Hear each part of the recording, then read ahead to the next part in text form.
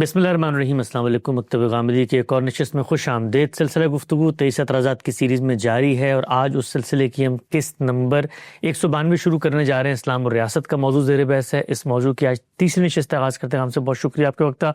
हम सब जो बुनियादी एतराज़ था कि क्या नज़्म इज्तमाई, माशरा, रियासत, हुकूमत से मुतल्लिक़ गामदी साहब दीन के अहकामात को मानते हैं, इस सवाल का जवाब हमारे सामने आ गया। एक पूरी तस्वीर बनती हुई नज़र आती है कि गामदी साहब का भी एक पूरा का पूरा तसव्वुर है जो दीन के अहकामात नज़्म इज्तमाई से मुतल्लिक़ होते हैं। उसकी तफसील को हमने समझा था, ये भी जाना था कि माजी का इल्म इन अहकामात की नौइयतों में कैसे फ़र्क करता है, फ़र्द बतौर फ़र्द, और शरीयत माशरे को कैसे अहकाम देती है। और ये भी जाना था कि उलमा इकराम की इस बाब में ज़िम्मेदारी क्या है जब अल्लाह की दी हुई इन हिदायत पर अमल दरामद न हो और आम लोग कहाँ खड़े होंगे। हम सब आपका मुस्बत तसव्वुर सामने आ चुका है, लेकिन मैं ये चाहता हूँ, इस सीरीज़ में हमारी कोशिश भी होती है कि जो सामने का इस्तदलाल है उसको गामदी साहब की खिदमत में रखें और एक एक करके उसका तज्जिया तलब करें। हम सब तीन बातें हैं जो आपके इस पूरे इस्तदलाल और इस पूरे तसव्वुर की नफ़ी करती हैं। उन तीन बातों में सबसे पहली बात जो है वो अमर बिल मारूफ और नही अनिल मुनकर का तसव्वुर है, इससे निफाज़ शरीयत को बरामद किया जाता है। दूसरा, इकामत दीन का एक पूरा का पूरा नज़रिया है जिससे दीन के गलबे और नाफिज करने की बात की जाती है। और तीसरा, इल्तज़ाम जमात का एक दीनी इस्तदलाल है जिसमें आम लोगों पर ये लाजिम किया जाता है कि वो किसी ऐसी मजहबी तहरीक का हिस्सा बनेंगे। ये तीनों तसव्वुरात हम सब जो आपका तसव्वुर है उसके मुकाबिल में एक नई तस्वीर पेश करते। मैं चाहता हूँ एक एक पहलू को लेकर गामदी साहब से हम तज्जिया तलब करें। सबसे पहले निफाज शरीयत का इस्तदलाल, 3 आयात हैं कुरान मजीद की जो इस बाब में पेश की जाती है। मैं पढ़ देता हूँ। इरशाद फरमाया, वलतकुम मिनकुम उम्मतुन यदऊना इलल खैर व यअमुरूना बिल मारूफ व यनहूना अनिल मुनकर व उलाइका हुमुल मुफलिहून। इरशाद फरमाया, सूरह आल इमरान की आयत है, और चाहिए कि तुम में से एक ग्रुह ऐसा हो जो नेकी की दावत दे और मारूफ का हुक्म करे और मुनकर से रोके, यही लोग फलाह पाने वाले हैं। दूसरी आयत सूरह आल इमरान ही की है। फरमाया, कुंतुम खैरा उम्मतिन उखरिजत लिन्नास तअमुरूना बिल मारूफ व तनहौना अनिल मुनकर व तुमिनूना बिल्लाह। इरशाद फरमाया, तुम बेहतरीन उम्मत हो जो लोगों की हिदायत के लिए उठाए गए हो, तुम नेकी का हुक्म दोगे और बुराई से रोकोगे और अल्लाह पर ईमान लाओगे। और तीसरी आयत कुरान मजीद ही की सूरह हज से बयान की जाती है। इरशाद फरमाया, अल्लज़ी इम्मक्कन्नाहुम फिल अर्द अक़ामुस्सलाता व आतुज़्ज़कात व अमरू बिल मारूफ व नहू अनिल मुनकर। ये अहले हक वो लोग हैं कि अगर हम इन्हें ज़मीन में इक़्तिदार दें तो वो नमाज का निज़ाम कायम करेंगे और ज़कात की अदायगी का इंतज़ाम करेंगे और पूरे माशरे में नेकी और भलाई का हुक्म करेंगे और लोगों को बुराई से रोकेंगे। कहा जाता है कि अमर बिल मारूफ का एक फरीज़ा है जो उम्मत पर आयद किया गया है। अमर का मतलब है हुक्म और मारूफ का मतलब है अल्लाह ताला की शरीयत के अवामिर और नवाही, वो चीज़ें जो अल्लाह ने तय कर दी हैं। गोया अल्लाह की शरीयत का जब हुक्म दिया जाएगा तो इसको नाफिज किया जाएगा। और इसकी तौज़ी और शरह वज़ाहत में वो हदीस भी पेश की जाती है हम साहब कि अगर तुम किसी बुराई को होते हुए देखो तो हाथ से रोको, अगर इसकी ताकत नहीं रखते तो फिर ज़ुबान से, और अगर इसकी भी कुदरत नहीं रखते तो दिल से बुरा जानो, और ज़ालिका ज़फ़ुल ईमान, ईमान की पस्त तरीन सूरत है। अगर ये आयतें हैं, अमर का मतलब हुक्म है, मारूफ मुनकर का मतलब शरीयत के अवामिर नवाही हैं, तो फिर तो निफाज शरीयत का पूरा मुकदमा साबित हुआ। इसमें कोई शुबा नहीं है कि अमर बिल मारूफ और नही अनिल मुनकर ईमान के बुनियादी तकाज़ों में से है।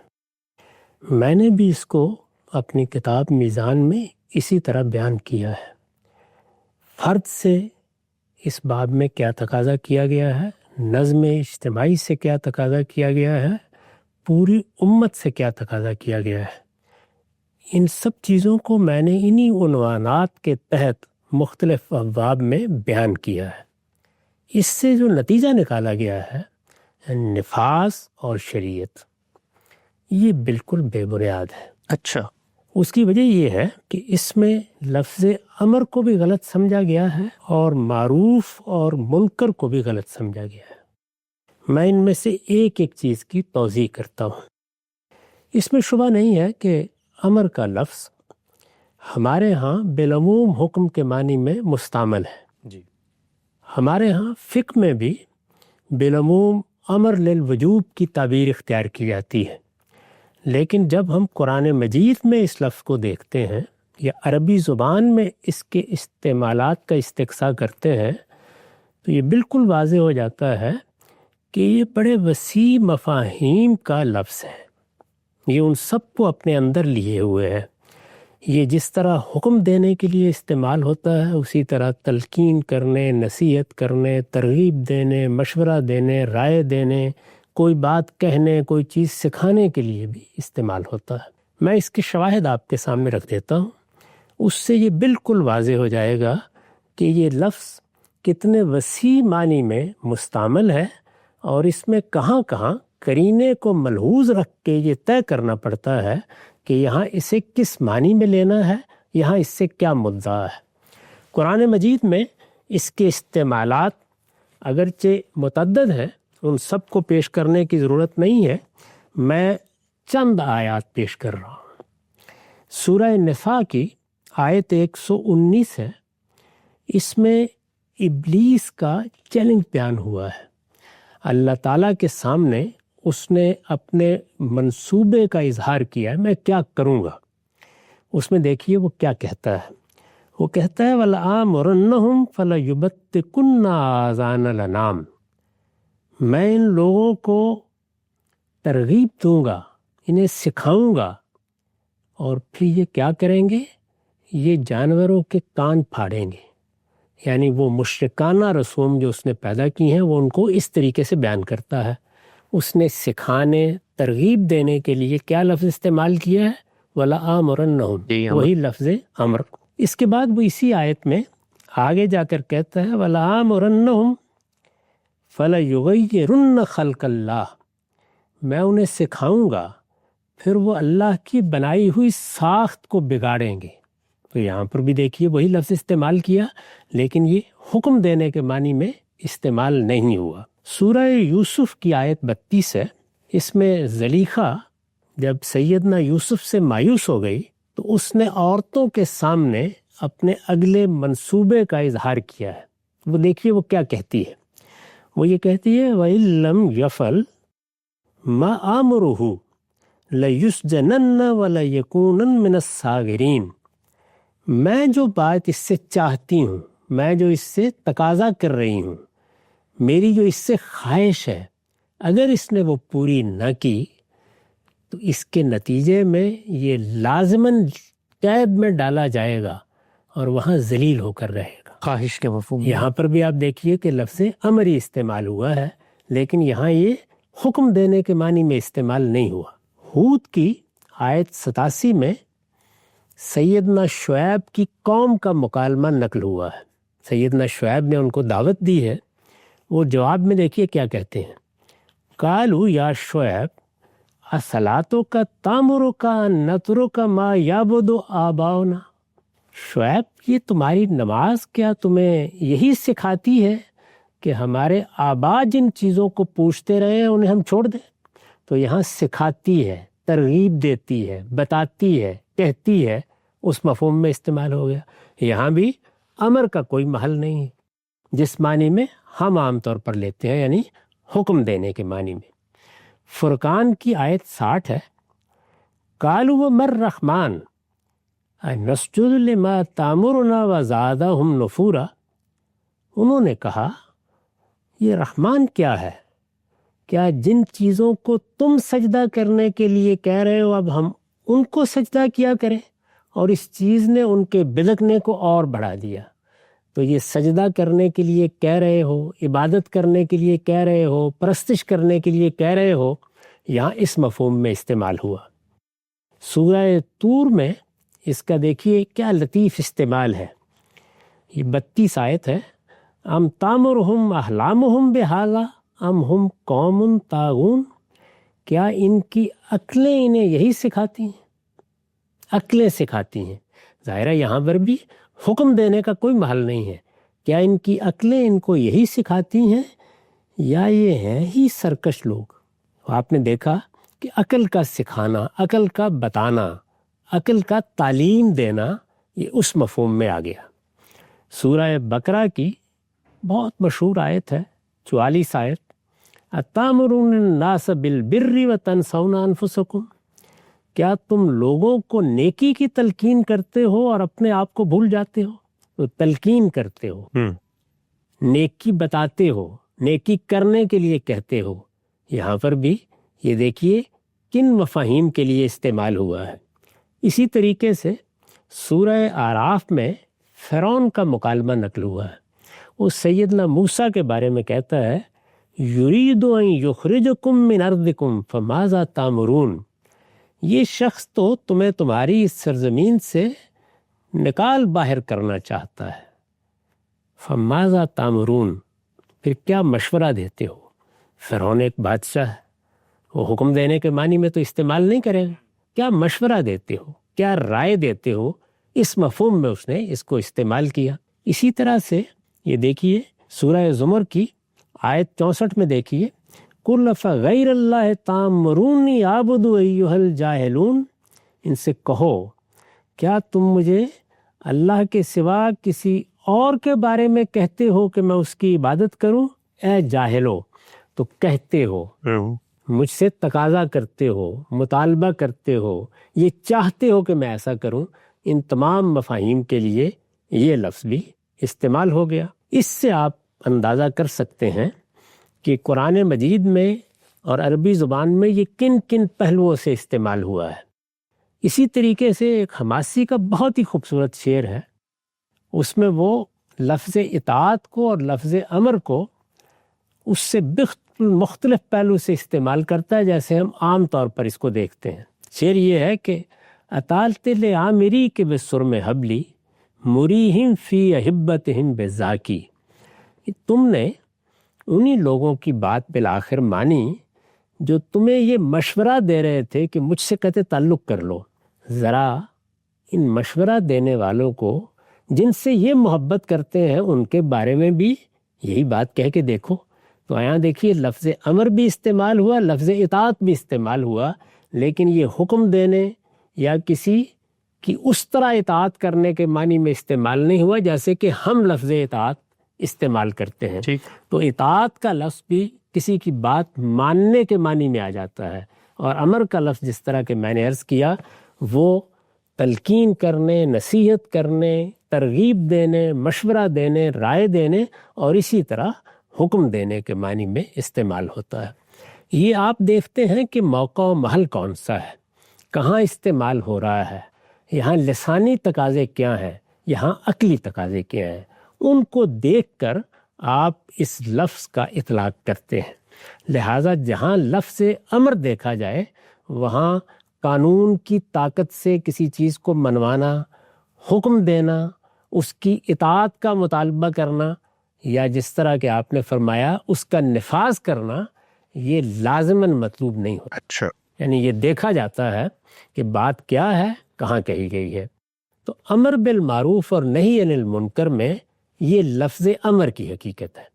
یعنی اس سے یہ لازمی نتیجہ نہیں نکالا جا سکتا کہ یہاں معروف اور منکر کو نافذ کرنے کے لیے کہا گیا ہے. ہو بھی سکتا ہے اور نہیں بھی ہو سکتا. ہو بھی سکتا ہے، نہیں بھی ہو سکتا. ٹھیک. اس کو اس کے محل میں رکھ کے دیکھا جائے گا، کہاں کہا گیا ہے، کس چیز کے بارے میں ہے، کہاں اس پر کس طرح عمل کرنا ہے، کہاں یہ لسانی تقاضا ہے، کہاں یہ عقلی تقاضا ہے. اس طرح اس کو طے کیا جاتا ہے. لہٰذا یہ آپ آیت پڑھیں یا یہ آیات پڑھیں اور اس کے بعد اس سے نفاذ کرنے کا حکم نکال لیں اور ہر جگہ یہ کہیں کہ یہی حکم نکلتا ہے، یہ عربیت کے بھی بالکل خلاف ہے، قرآن مجید کے استعمالات کے بھی بالکل خلاف. ٹھیک. اس کے بعد اب میں آپ کو یہ بتاتا ہوں کہ معروف اور منکر کے معاملے میں کیا غلطی ہوئی ہے. اس سے پہلے کہ ہم معروف اور منکر کے معنی دیکھیں، اس غلطی کو سمجھنا چاہیے. قرآن مجید نے ہمیں بتایا ہے کہ انسان کو کن چیزوں میں اللہ تعالیٰ نے باقی مخلوقات سے ممتاز کیا ہے. میرے اندر اس پروردگار نے عقل رکھی ہے. میری عقل کیا کرتی ہے؟ وہ چیزوں میں امتیاز پیدا کرتی ہے، وہ شے اور فعل میں امتیاز پیدا کرتی ہے، وہ شے اور شے میں امتیاز پیدا کرتی ہے. چنانچہ علوم وجود میں آنا شروع ہو جاتے ہیں. مجھے حصے جمالیات دی گئی ہے. وہ کیا کرتی ہے؟ وہ چیزوں کے بارے میں یہ حکم لگاتی ہے کہ یہ چیز خوبصورت ہے، یہ چیز خوبصورت نہیں ہے. یہ جو خوبصورتی اور بدصورتی میں فرق و امتیاز ہے، اگر آپ غور کر کے دیکھیں تو تمام فنون لطیفہ کی بنیاد اسی پر قائم ہے. اور یہی وجہ ہے کہ فنون لطیفہ کو انسان تخلیق کرتا ہے، یہ جانور تخلیق نہیں کرتے. تیسری چیز کیا ہے؟ تیسری بڑی چیز حادثہ اخلاقی، یعنی میرے اندر اللہ تعالیٰ نے یہ حکم رکھا ہے کہ فلاں چیز اخلاقی لحاظ سے اچھی ہے، فلاں چیز اخلاقی لحاظ سے بری ہے۔ یہ جو حسن و قبح کا اخلاقی تصور ہے، ہماری زندگی کی بنیاد اسی پر ہے۔ ہم انسان کی حیثیت سے ایک دوسرے کے ساتھ معاملہ کریں، معاشرے میں کوئی کام انجام دیں، معیشت اور سیاست میں حصہ لیں، اس سے آگے بڑھ کر کوئی اجتماعی نظم پیدا کریں، عدالتیں بنائیں۔ جو کچھ ہم کر رہے ہیں اگر غور کر کے دیکھیں تو وہ سب کا سب اپنی بنیاد کہاں رکھتا ہے؟ اسی حادثہ اخلاقی کے حکم میں۔ یعنی ہمارے اندر وہ چیز موجود ہے جو یہ کہہ رہی ہے کہ یہ چیز اچھی ہے، یہ چیز بری ہے۔ یہ اچھی اور بری پر گفتگویں ہو رہی ہیں، ان پر مکالمات ہو رہے ہیں، ان پر فیصلے کیے جا رہے ہیں، ان پر دستور بن رہے ہیں، ان پر منشور ترتیب پا رہے ہیں، ان پر انسانی حقوق کی تعین ہو رہی ہے۔ گویا انسانی زندگی کا جتنا قدری پہلو ہے وہ اصل میں میرے اس حادثہ اخلاقی کے حکم پر مبنی ہے۔ اس حادثہ اخلاقی کے حکم کو اگر آپ غور کر کے دیکھیں تو پروردگار نے جس کو میں حکم کہہ رہا ہوں دو حصوں میں تقسیم کر دیا ہے۔ یعنی اس میں ایک حکم ہے چیزوں کو کرنے کا، یہ کرنے کی چیزیں ہیں، سچ بولو، دیانت اختیار کرو، نیکی اختیار کرو، کسی کے ساتھ بھلائی کرو، کسی کے کام آؤ، انصاف سے کام لو۔ اور کچھ چیزیں ہیں جن میں یہ حکم روکتا ہے، جھوٹ نہ بولو، بددیانتی نہ کرو، چوری نہ کرو۔ یہ کیا ہے؟ یہ میرے حادثہ اخلاقی کے حکم کے نتیجے میں پیدا ہونے والے اوامر اور نواہی ہیں، یعنی اخلاق کے اوامر اور نواہی۔ یہ اخلاق کے اوامر اور نواہی ہیں جو ہم اپنی روزمرہ زندگی میں ایک دوسرے کو بتاتے رہتے ہیں۔ یہ مجھ سے بھی صادر ہوتے ہیں، آپ سے بھی صادر ہوتے ہیں، باپ سے بھی ہوتے ہیں، ماں سے بھی ہوتے ہیں، معاشرے سے بھی ہوتے ہیں۔ معاشرے کا پورا نظم انسانی سطح پر جب اپنے وجود کو ظاہر کرتا ہے تو وہ اسی صورت میں ظاہر کرتا ہے۔ یعنی یہ کیا ہے؟ اخلاق کے اوامر و نواہی۔ اخلاق کے ان اوامر و نواہی کے بعد ایک ضرورت پیش آتی ہے، وہ ضرورت معاشرے کو بھی پیش آتی ہے، اور معاشرے میں اگر کوئی نظم پیدا کیا جائے جیسے ریاست کا نظم ہے تو اس کو بھی پیش آتی ہے۔ وہ ضرورت کیا ہے؟ وہ ضرورت یہ ہے کہ ہم حسن و قبح کا جو تصور ہمیں ملا ہے اس کو سامنے رکھ کر کچھ چیزوں کو قاعد و ضابطوں کی صورت دے دیں۔ یہ قاعدے ضابطے ہیں جن کو ہم رسوم و آداب کہتے ہیں جب وہ معاشرے کی سطح پر ہوتے ہیں۔ ٹھیک، اس میں آپ دیکھیں برادریاں، معاشرے کی جمعیتیں یہ طے کرتی ہیں کہ فلاں چیزیں فلاں موقع پر کرنی اچھی ہیں، فلاں چیزیں موزوں نہیں ہیں۔ ٹھیک، اس سے ایک عرف وجود میں آتا ہے جس کو سوسائٹی کی بنیاد کہا جاتا ہے۔ بعض جگہ اس کو رسوم، روایات، رواج، آداب سے بھی تعبیر کر لیا جاتا ہے۔ یہی چیز اس سے آگے بڑھتی ہے، اور آگے بڑھ کر جب ہم ریاست کا نظم قائم کرتے ہیں تو قانون کی صورت اختیار کر لیتی ہے۔ یعنی اب کیا ہے؟ اب یہ ہے کہ وہی اوامر و نواہی تھے، یعنی اخلاق کے اوامر و نواہی، لیکن اس کو ہم نے بنیاد بنا کر کچھ چیزوں کے بارے میں قاعدے ضابطے نفاذ کی سطح پر بنا دیے ہیں۔ اس کو ذرا چند مثالوں سے سمجھیے۔ یہ بات کہ جب ہم باہر نکلیں اور ہمیں دوسرے انسانوں سے واسطہ پیش آئے تو پوری احتیاط کرنی چاہیے کہ ہمارے کسی اقدام سے، ہمارے کسی قول سے، ہمارے کسی فعل سے کسی کی جان کو، کسی کے مال کو یا کسی کی آبرو کو کوئی خطرہ لاحق نہ ہو۔ یہ اخلاقی حکم ہے، یہ ہر انسان کے اندر ودیت ہے۔ اس کا شعور میں بھی رکھتا ہوں، آپ بھی رکھتے ہیں۔ جب نظم اجتماعی وجود میں آتا ہے تو اس اندیشے کے پیش نظر کہ لوگ اخلاق کا یہ حکم نہیں مانیں گے یا اس کو اختیار نہیں کریں گے، ہم کچھ قاعدے بناتے ہیں۔ چنانچہ یہ دیکھیے کہ جب ہمیں ضرورت پیش آئی تو ہم نے ٹریفک کے قواعد بنا دیے۔ ٹریفک کے قواعد کس چیز پر مبنی ہیں؟ یہ اس چیز پر مبنی ہے کہ انسانی جان کو خطرہ لاحق نہیں ہونا چاہیے۔ تو ہم نے کیا کیا؟ ہم نے یہ کہا کہ تم لوگ گاڑی اس طرح چلاؤ گے، اس میں ان چیزوں کی پابندی کرو گے، موڑنا ہو تو یہ طریقے اختیار کرو گے، تم نے اگر کسی آدمی سے آگے بڑھنا ہے تو اس کے لیے ان چیزوں کا خیال رکھو گے. یہ قاعدے اب ہم نے بنا دیے. ان قاعدوں کو ہم نے قانون کی صورت دے دی کہ اگر ان کی خلاف ورزی ہوگی تو فلاں چیز پر اتنا جرمانہ کر دیا جائے گا، فلاں پر قید میں ڈال دیا جائے گا. یہ دیکھیے کہ ان دونوں میں کیا فرق ہے. یعنی جب یہ معاملہ اخلاقی اوامر و نواہی تک محدود تھا تو یہ اخلاق کا حکم تھا، اس سے زائد اس کی کوئی حیثیت نہیں. ٹھیک. یہ میرے آپ کے درمیان مشترک چیز تھی. جب یہ اس قاعدے میں ڈلا تو ممکن ہے کہ اس ریاست میں یہ قاعدہ اور ہو، کسی دوسری میں اور ہو، کسی ملک میں اس طرح ہو اور کسی جگہ ہو ہی نہ. ٹھیک. یعنی اب گویا یہ قاعدے کی سطح پر چلا گیا. ٹھیک. اخلاق سے یعنی ایسی کوئی جگہ نہیں ہو سکتی جہاں پر وہ اخلاقی حکم ختم ہو جائے کہ تمہیں باہر نکل کر اس کا خیال رکھنا ہے کہ کسی کی جان کو نقصان نہ پہنچے. ٹھیک.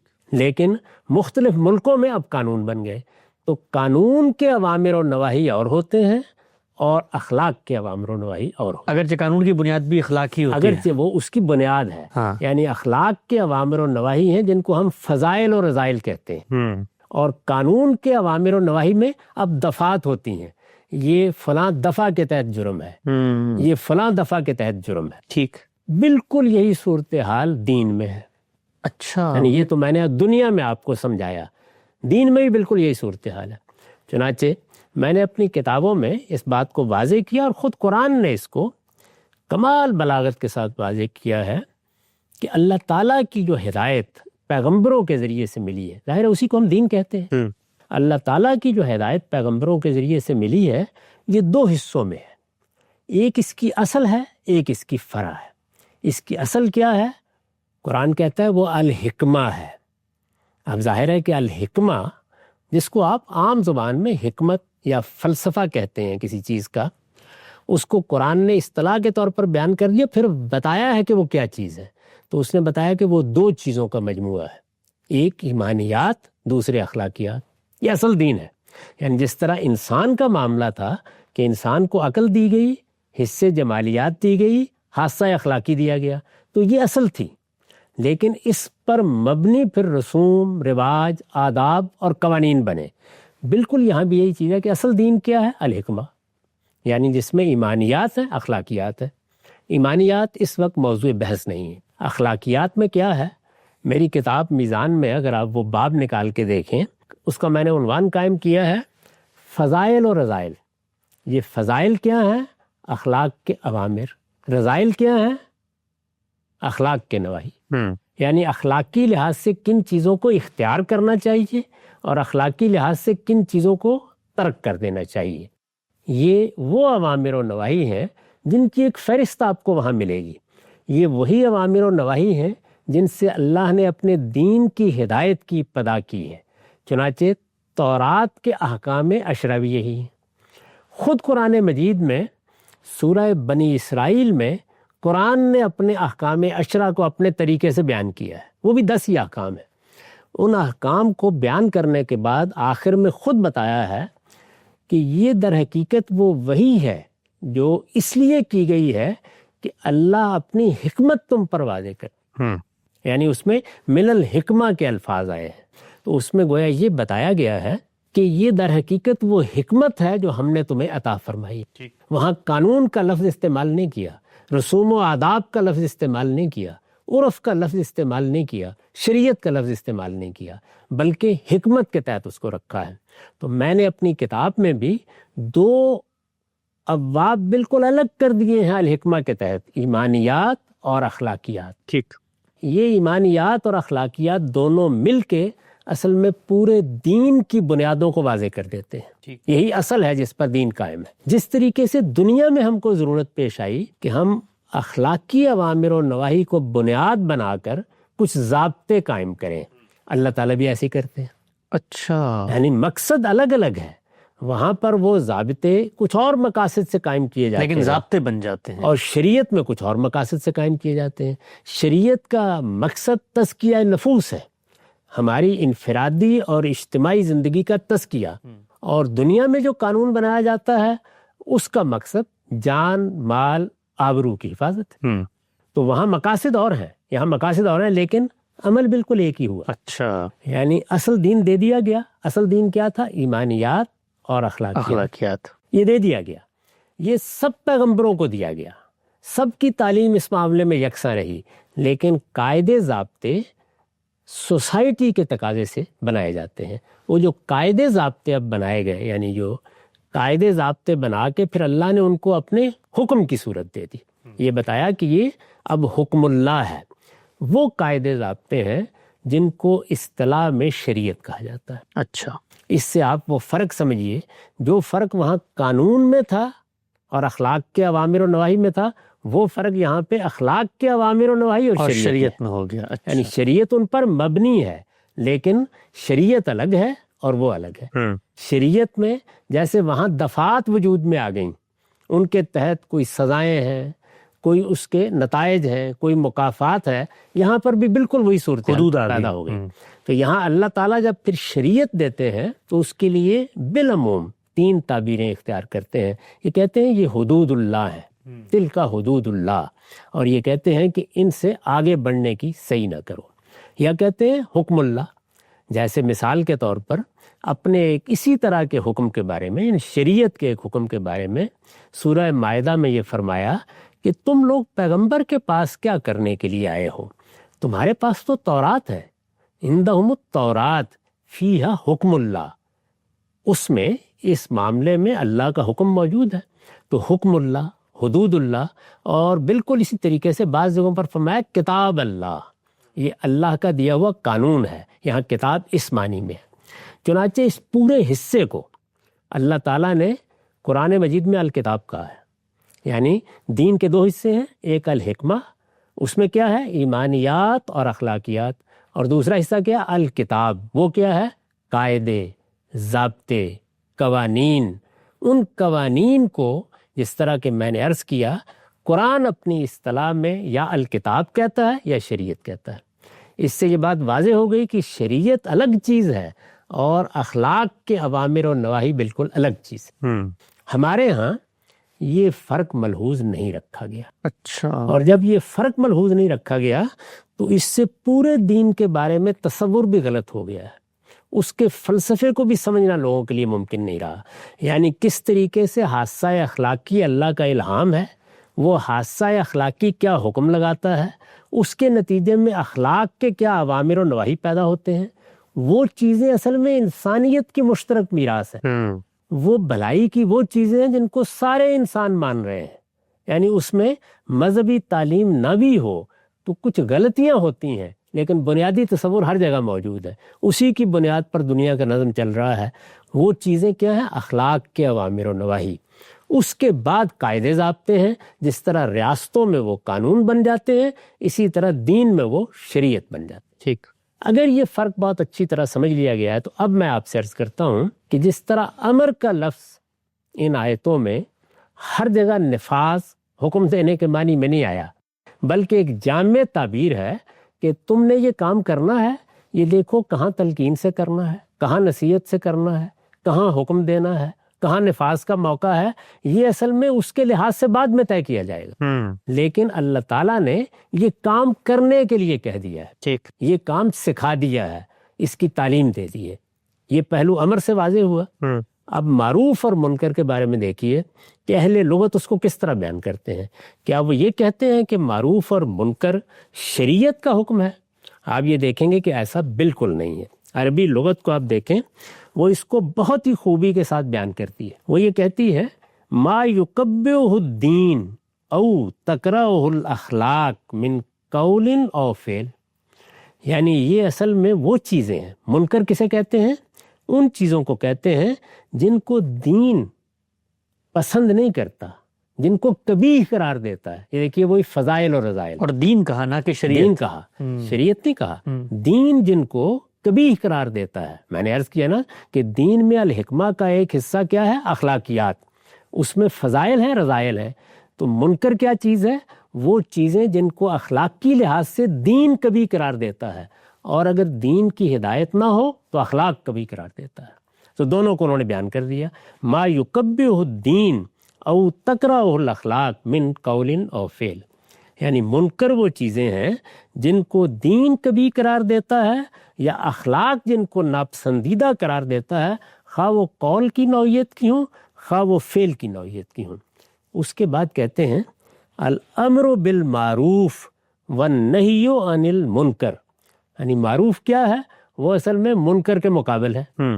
تو کہتے ہیں الامر بالمعروف والنہی عن المنکر ہما عماد الاخلاق، یہ معروف کا امر اور منکر کی نہیں، یہ اصل میں اخلاق کے دو ستون ہیں۔ جی، اس کو یعنی شریعت سے بالکل الگ کر کے بالکل الگ چیز ہے، یعنی یہ اصل میں اخلاق کے دو ستون ہیں۔ یعنی ہمارے حادثہ اخلاقی نے جن چیزوں پر برا اور اچھا ہونے کا حکم لگایا ہے، اس سے یہ دو چیزیں وجود میں آئی ہیں، معروفات وجود میں آ گئے ہیں یعنی بھلائی کی باتیں، اور منکرات وجود میں آ گئے ہیں، برائی کی باتیں۔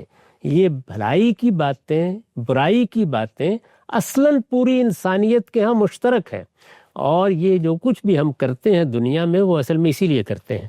چنانچہ امر بالمعروف اور نہی عن المنکر دین کی تعبیر ہے، لیکن ایک ایسی چیز کا بیان ہے جو پوری انسانیت کے ہاں مشترک ہے۔ یعنی اسی پر در حقیقت معاشرے قائم ہے، اسی پر سوسائٹی تشکیل پا رہی ہے، اسی پر حکومتیں بن رہی ہیں، اسی سے ہم ایک دوسرے کے ساتھ مکالمہ کر رہے ہیں۔ تو جب اللہ تعالیٰ نے یہ فرمایا کہ تم امر بالمعروف اور نہی عن المنکر کا اہتمام کرو، تو یہ نہیں کہا کہ شریعت کو نافذ کرو، یہ کہا ہے کہ تم بھلائی کی وہ باتیں جو پوری انسانیت میں مشترک ہے اور جن کو دین نے بھی بھلائی قرار دیا ہے، ان کی تلقین کرو، دین کے فضائل بتاؤ، گویا وہ اخلاق کے فضائل بتاؤ۔ اور اسی طرح دین نے جن چیزوں کو رذائل قرار دیا ہے، اخلاق بھی ان کے بارے میں یہی حکم لگاتا ہے، ان سے تم لوگوں کو روکو۔ یہ مطلب ہے امر بالمعروف اور نہی عن المنکر کا۔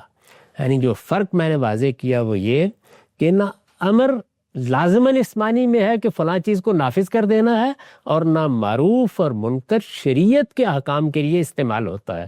اس کے لیے اللہ تعالیٰ وہ تعبیر اختیار کرتے ہیں الحافظون لحدود اللہ والحافظات، یعنی وہاں اللہ کے حدود کی تعبیر اختیار کی جاتی ہے، اور یہ کہا جاتا ہے کہ ان کی پابندی کرنی ہے، ان کے لیے الگ حکم ہے، وہ ہم بیان کر چکے۔ یعنی اس سے پہلے جب میں نے آپ کو احکام کی وہ فہرست سنائی ہے جو اللہ تعالیٰ کے احکام ہیں اور وہ نظم اجتماعی کے بارے میں دیے گئے ہیں، تو اس میں وہ سب شریعت کی چیزیں زیر بحث ہیں۔ یہ شریعت سے پہلے، اس سے نیچے امر بالمعروف اور نہی عن المنکر کا حکم ہے، جو فرد کو بھی دیا گیا ہے، سوسائٹی کو بھی دیا گیا ہے، اور اسی تحدید کے ساتھ دیا گیا ہے کہ تم جہاں کسی منکر کو دیکھتے ہو، اگر تمہارے پاس طاقت ہے، وہ تمہارے دائرہ اختیار کی چیز ہے، تو اس کو تم قوت سے روکو۔ چنانچہ یہ جو کچھ ہم ریاست میں کرتے ہیں وہ کیا ہے؟ منکر کو روکنے کا کام۔ یہ پولیس کا محکمہ کس لیے بنایا جاتا ہے؟ منکر کو روکنے کے لیے۔ یعنی یہ کوئی ایسی چیز ہی نہیں ہے کہ جس کو اب دین اور شریعت سے تعبیر کریں، پوری دنیا کر رہی ہے، یہ پوری دنیا کر رہی ہے۔ یہ ہر ریاست کے وجود کا مقصد ہے۔ ریاست وجود پذیر ہوتی اس لیے ہے کہ وہ منکر سے لوگوں کو محفوظ کر دے۔ تو اس وجہ سے اس کو اس کی اصل کے لحاظ سے پہلے سمجھنا چاہیے۔ اس کے بعد اب میں آپ کو یہ بتاتا ہوں کہ اللہ تعالیٰ نے یہ ہدایت جب ہمیں ریاست سے متعلق دی ہے یا حکومت سے متعلق دی ہے، تو یہ کہاں دی ہے؟ جب یہ دی ہے تو اس سے مدعا کیا تھا، اور پھر اس پر ہمیں عمل کس طریقے سے کرنا ہے۔ ٹھیک، ہم سب اس سے پہلے کہ ہم یہ جانیں کہ قرآن مجید کی وہ تینوں آیات، تینوں مقامات جس کو اس ضمن میں پیش کیا جاتا ہے، اس پر آپ کا نقطہ نظر کیا ہے؟ یہ چیزیں دو چار کی طرح واضح ہوتی چلی جا رہی ہیں کہ امر کا صحیح مفہوم کیا اور معروف اور منکر سے۔ صاحب ایک توضیحی سی مثال پیش کر کے میں چاہتا ہوں، جو آخری آپ نے پوری بات کی ہے جس سے بالعموم غلط فہمی پیدا ہوئی ہے کہ جو معروف تو شریعت کے اوامر و نواہی ہیں، یعنی وہ جو ذہن ہے ان کے نزدیک دینی لٹریچر کے اندر کوئی بھی ایسی چیز آ جاتی ہے جو رسالت مآب صلی اللہ علیہ وسلم کی نسبت سے بیان ہوئی ہے تو وہ گویا دین اور شریعت کا بیان ہوگی۔ جیسے اللہ کے پیغمبر نے کہا جھوٹ نہ بولو، تو ان کے نزدیک یہ شریعت ہے، لیکن آپ اس کو کہیں گے کہ یہ منکر کا بیان ہے، لیکن اسی بیان کے اوپر اگر شریعت نے جھوٹا زنا کا الزام لگانے پہ قذف کی سزا دی تو اب یہ شریعت ہے۔ تو شریعت اور دین کا یہ فرق اگر نہیں ہوگا تو پھر وہ لوگ وہی بات کہیں گے جو وہ اس وقت بات کہہ رہے ہیں۔ یہی بات ہے جس کو میں نے سمجھانے کی صحیح کی ہے۔ چنانچہ میری کتاب میں اگر آپ دیکھیں تو اخلاقیات کا باب شریعت کے تحت نہیں ہے، اخلاقیات کا باب حکمت کے تحت ہے.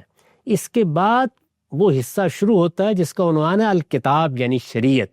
اس میں پھر میں نے وہ سب احکام بیان کیے ہیں.